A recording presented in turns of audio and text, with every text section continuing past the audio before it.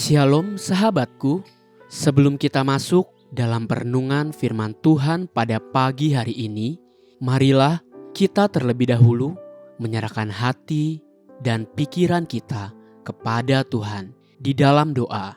Tuhan, kami mengucap syukur atas kebaikan-Mu dalam hidup setiap kami.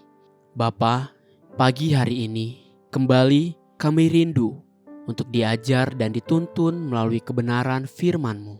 Kami buka hati dan pikiran kami. Haleluya, amin. Pagi hari ini kita akan merenungkan kebenaran firman Tuhan dengan tema bertumbuh.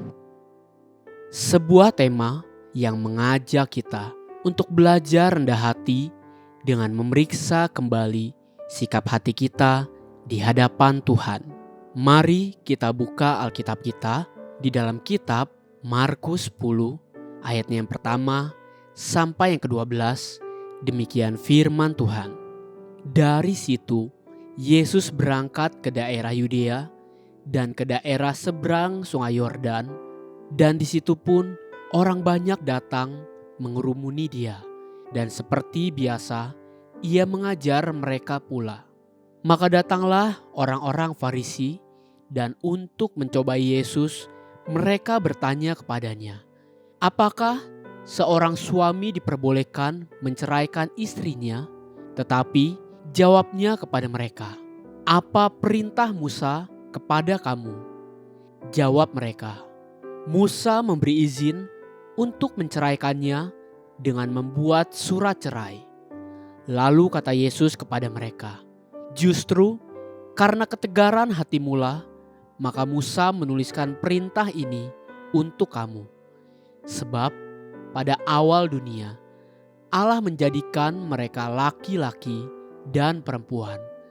Sebab itu, laki-laki akan meninggalkan ayahnya dan ibunya dan bersatu dengan istrinya, sehingga keduanya itu menjadi satu daging. Demikianlah, mereka bukan lagi dua, melainkan satu.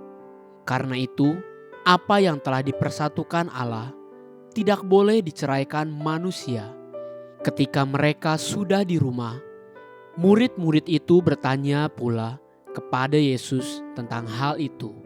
Lalu katanya kepada mereka, barang siapa menceraikan istrinya lalu kawin dengan perempuan lain, ia hidup dalam perzinahan terhadap istrinya itu.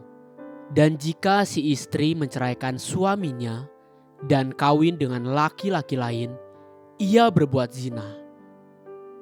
Peristiwa yang terjadi di daerah Yudea di seberang Sungai Yordan yang dituliskan di Injil Markus 10 inilah yang menjadi salah satu bukti bahwa perjanjian baru bukan untuk menghapuskan atau meniadakan perjanjian lama, namun justru untuk menggenapinya.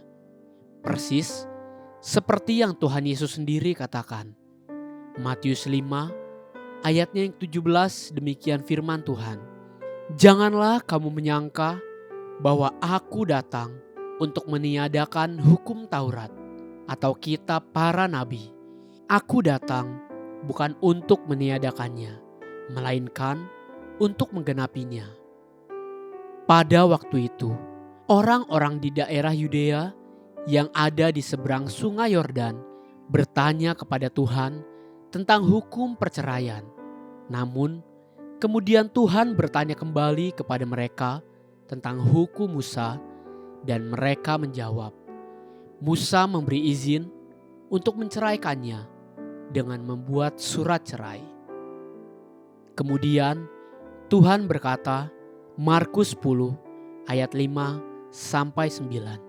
Lalu kata Yesus kepada mereka, justru karena ketegaran hatimulah, maka Musa menuliskan perintah ini untuk kamu.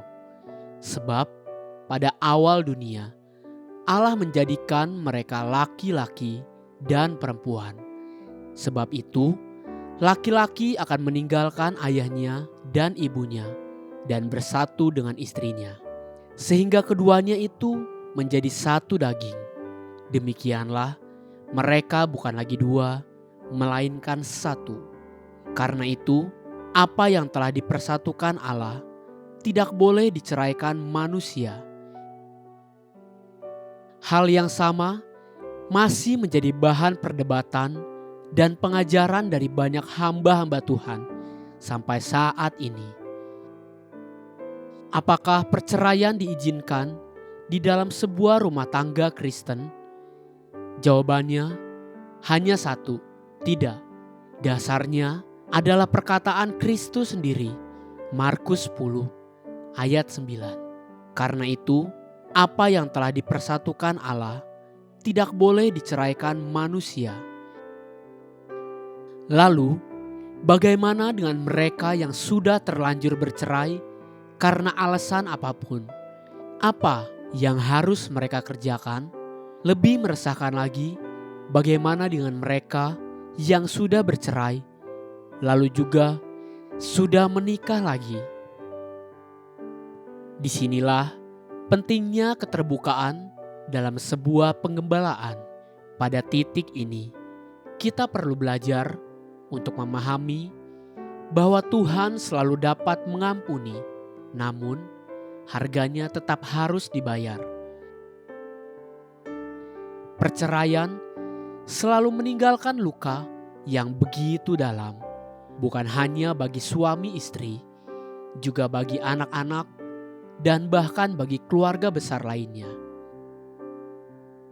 Hal yang terpenting untuk kita perhatikan di sini adalah betapa pentingnya mempersiapkan pernikahan sebagai sebuah penggenapan rencana Tuhan yang sempurna. Baik seorang suami maupun istri, keduanya tidak ada yang sempurna. Tidak akan terlalu lama, akan datang waktunya di mana masing-masing akan menemukan kekurangan di dalam diri pasangannya.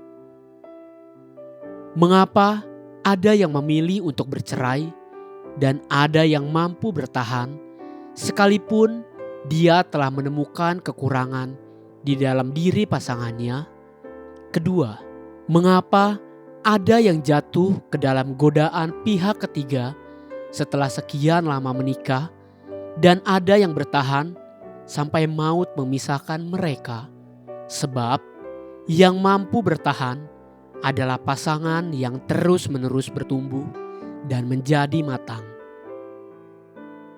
Pernikahan bukanlah perihal yang statis, namun dinamis.